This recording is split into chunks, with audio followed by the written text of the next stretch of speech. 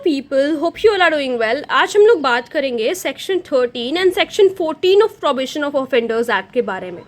दोनों ही important section है तो ध्यान से समझना, ठीक है।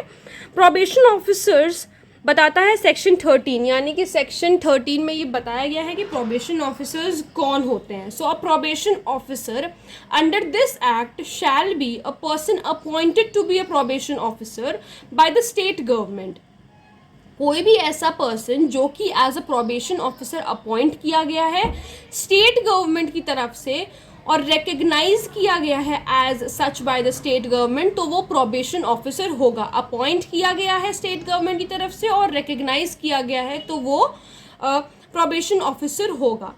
बी पॉइंट कहता है a person provided for this purpose by a society recognised in this behalf by the state government. देखो, कोई अगर स्टेट गवर्नमेंट ने कोई सोसाइटी बना रखी है और अगर उस सोसाइटी ने रिकग्नाइज किया है किसी पर्सन को एज अ प्रोबेशन ऑफिसर, तो वो भी इस सेक्शन के अंडर प्रोबेशन ऑफिसर कहलाएगा।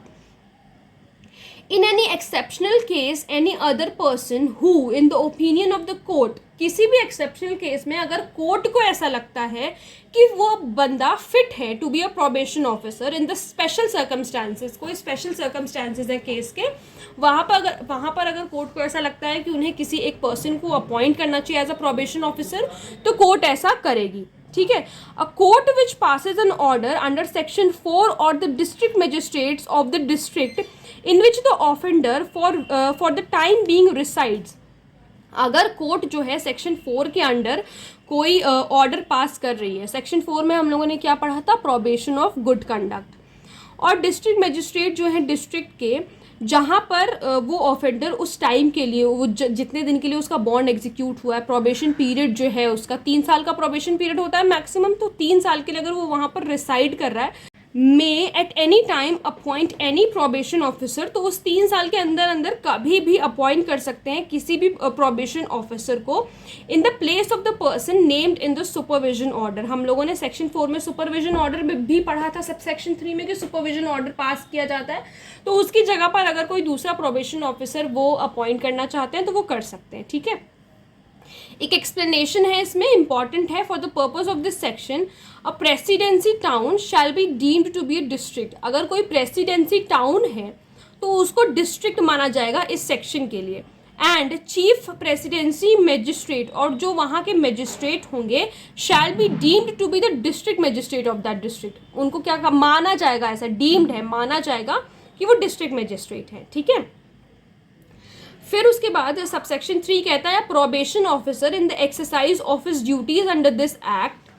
जो प्रोबेशन ऑफिसर अपनी ड्यूटीज एक्सरसाइज कर रहा है, shall be subject to the control of district magistrate. वो डिस्ट्रिक्ट मजिस्ट्रेट के अंडर है, वो जो पर्सन है प्रोबेशन ऑफिसर जो है वो डिस्ट्रिक्ट मजिस्ट्रेट के अंडर है of the district in which the offender for the time being resides, जहाँ पर वो offender for the time being 3 साल के लिए रह रहा है, ठीक है। फिर बात आती है सेक्शन 14 की। सेक्शन 14 बताता है ड्यूटीज़ क्या होती है प्रोबेशन ऑफिसर की।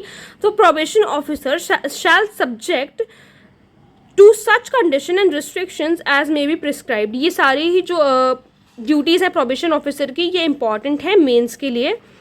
तो प्रोबेशन ऑफिसर इंक्वायर करेगा in accordance with any directions of a court into the circumstances of home surroundings of any person accused of an offence with a view to assist the court in determining the most suitable method of dealing with him and submits report to the court। तो यहाँ पर जो probation officer है वो inquire क्यों कर रहा है, वो इसलिए इंक्वायर कर रहा है ताकि वो कोर्ट को मदद कर सके, असिस्ट कर सके कि सूटेबल मेथड क्या है, सबसे अच्छा मेथड क्या है जो पर्सन है उससे डील करने का, ठीक है। और फिर जो है वो रिपोर्ट भी कोर्ट में सबमिट करेंगे। फिर बी पॉइंट है supervise probationers and other person placed under his supervision. Probationers को वो सुपरवाइज करे और जो भी पर्सन उसके सुपरविजन के अंडर है उसको सुपरवाइज करे जहाँ भी नेसेसरी है। Endeavour to find them suitable employment, ताकि उन्हें एक सूटेबल एम्प्लॉयमेंट मिल सके, अच्छी नौकरी मिल सके। फिर सी पॉइंट कहता है एडवाइस एंड असिस्ट ऑफेंडर्स। अब यहाँ पर किसको असिस्ट और एडवाइस करना है, ऑफेंडर को, in the payment of compensation और cost ordered by the court. जो कंपनसेशन या कॉस्ट जो कोर्ट ने लगाई है उस पर एडवाइस करे, असिस्ट करे कि किस तरीके से देना है, क्या करना है। तो ये कंपनसेशन और कॉस्ट हम लोगों ने कौन से सेक्शन में पढ़ी थी, सेक्शन 5 में पढ़ी थी। फिर डी पॉइंट कहता है advise and assist in such cases and in such manner as may be prescribed persons who have been released under section 4। Section 4 के अंडर गुड कंडक्ट पे अगर किसी को छोड़ा गया है तो उनको भी एडवाइस और असिस्ट करें।